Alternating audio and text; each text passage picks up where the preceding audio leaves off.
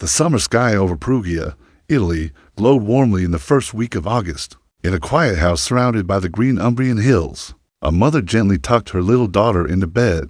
It was August 4th, a night that seemed like any other. But what happened in that small bedroom would soon become a story remembered far beyond that home. That night, little 3-year-old Sarah Marucci whispered something to her mother that would remain etched in her family's memory forever. Sarah was only 3, but her eyes carried a brightness and innocence that made her seem almost otherworldly. With a soft smile, she looked at her mother and said, "Tell me a story." Her mother, Anna, was tired that night. Like every parent, she had promised to read or tell stories many times, but on that evening, she whispered, "Tomorrow. My love, I'll tell you one tomorrow." She kissed Sarah on the forehead and began to leave the room, but Sarah spoke again. Her voice was calm and dreamy, like she had seen something far beyond her years. She said to her mother that she had met someone. She called her mama. Anna froze in the doorway. She turned back, confused. Sarah, tucked under her blanket with a sweet innocence, looked back at her mother and explained, "Mama is my other mother. She has blue hair and brown eyes." Anna felt her heart beat faster. Who was this Mama? No one in their family had that name. No relative, no friend, no neighbor. She asked gently, "Would you leave Mama Anna to be with Mama?" And little Sarah, without hesitation, said yes. Those words struck her mother deeply. She stood in silence, watching her daughter slowly drift into sleep, her breathing soft and steady, her face calm and innocent. That night Anna sat alone, thinking about what her daughter had just said.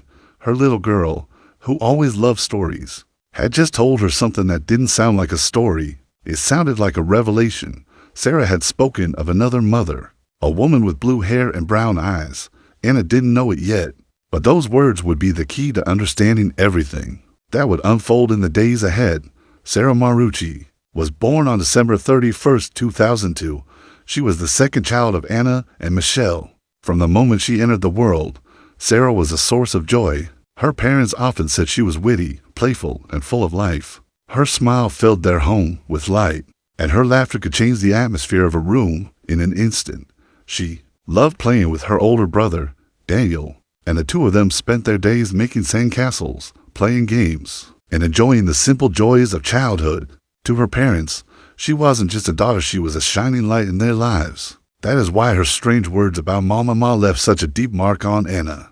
It was as if Sarah had opened the door into something her mother couldn't see or understand. She spoke of another mother with certainty, as though it wasn't imagination, but reality. The very next morning, on August 5th, the Marucci family decided to go to Stella Maris Beach. The sun was bright, the waves rolled gently, and the beach was filled with the sound of children's laughter. Everything seemed perfect. Sarah played happily in the sand with her brother. Anna tried to push away her unease about the strange words from the night before. After all, children often imagine things. Maybe Sarah was just inventing a character, like children sometimes do. But within hours, everything would change. At around 1:30 in the afternoon, Anna suddenly felt uneasy. A mother's intuition pressed upon her, as she turned to Michelle and said she wanted to check on Sarah. When she found her, her world shattered. Sarah had collapsed near a small area where video games were set up. She had accidentally touched a live electrical wire. The shock had knocked her down. Panic filled the air. Her parents rushed to help. First aid was tried. People cried out for help, but nothing worked. Minutes felt like an eternity as they begged God for a miracle, but Sarah's small body remained. Still, at just 3 years old, the little light of their lives was gone. The news spread quickly, leaving the family stunned and broken. Anna, especially, was devastated. Just the night before, her little girl had spoken about Mama, her other mother, and now, only hours later, Sarah was lying lifeless. The pain was too much to bear. Anna swore she could not look at her daughter's body again. The funeral was arranged for August 7th at the Church of San Martino. A small white coffin was prepared, a heartbreaking sight that underlined the cruel reality of a life cut short. It was during the funeral preparations that Sarah's father, Michelle, noticed something extraordinary. Behind the little white coffin was an image of the Virgin Mary. She was shown wearing a long blue veil, her kind face gazing outward. Michelle froze. His mind raced back to Sarah's words, "Mama, my other mother, with blue hair and brown eyes." Could this be who she had seen? The connection deepened when Michelle researched the name Ma. He discovered that in Copacabana, Bolivia, there is a great shrine dedicated to Our Lady of Copacabana, who is lovingly called La Virgen Morenita, or Mama Ma. Her feast day is August 5th, the very day Sarah had died. This discovery shook the family. Was it possible that Sarah had seen the Virgin Mary? Had she already been prepared for what was about to happen? For her parents, it was no coincidence. They believed Sarah had been taken into the arms of the Virgin Mary, her other mother. The church was filled with silence on the day of the funeral.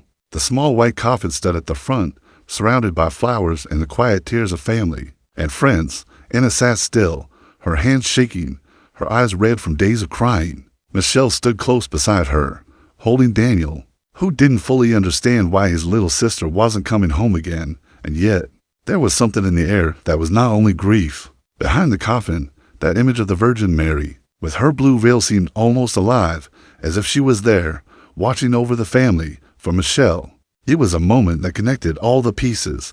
Sarah had said goodbye in her own way, pointing to a mother beyond this world, a mother who would welcome her on the other side. But the signs didn't end there. During the funeral mass, when the final prayers were being said, something unexpected happened. In the stillness of the church, a sound like a soft sigh passed through the crowd. A sudden gust of wind blew through the open windows, strong enough to make the candles flicker wildly. People turned their heads, startled, but then many began to whisper. Some said it was a sign of the presence of the Holy Spirit. Others said it was Sarah herself, letting her family know she was safe. Anna, who had promised she would not look at Sarah's body again, found herself unable to resist one last glance. And when she did, she froze. Sarah's little face looked peaceful, almost as if she were asleep. But more than that, there was a faint, sweet fragrance in the air around her.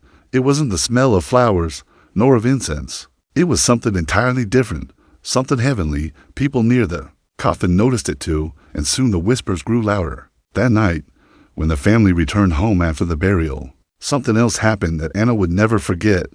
Exhausted from grief, she sat alone in her living room when she noticed a balloon. It was one of Sarah's favorite toys, a bright-colored balloon that had been left in the house. Slowly, without anyone touching it, the balloon began to move across the room. It floated gently, then suddenly rose upward, as if pulled by an invisible hand. Anna stared, trembling. The balloon moved toward the ceiling, then stopped right above Sarah's photograph, where it remained. Anna burst into tears. She felt it was Sarah's way of saying, "I am still here. I am safe. I am with Mama Ma." From that day forward, the family began to notice more signs, small, quiet, but powerful. A flower that bloomed out of season in their garden, as if planted by unseen hands. A sudden light that would shine in Sarah's room, even when the window was closed. And more than once, Anna dreamed of her little girl smiling, holding the hand of a woman with a blue veil, walking with her in peace. News of Sarah's story began to spread. Friends and neighbors who had heard about what happened started to visit the family, not only to give comfort, but to pray. Many believed that Sarah had been chosen to see the Virgin Mary before her death, and that her words about Mama Ma were a true revelation.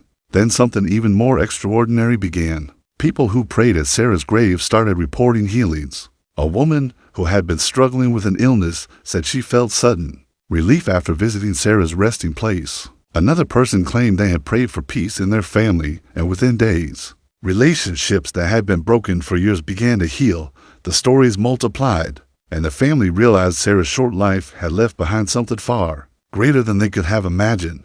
Anna herself began to change.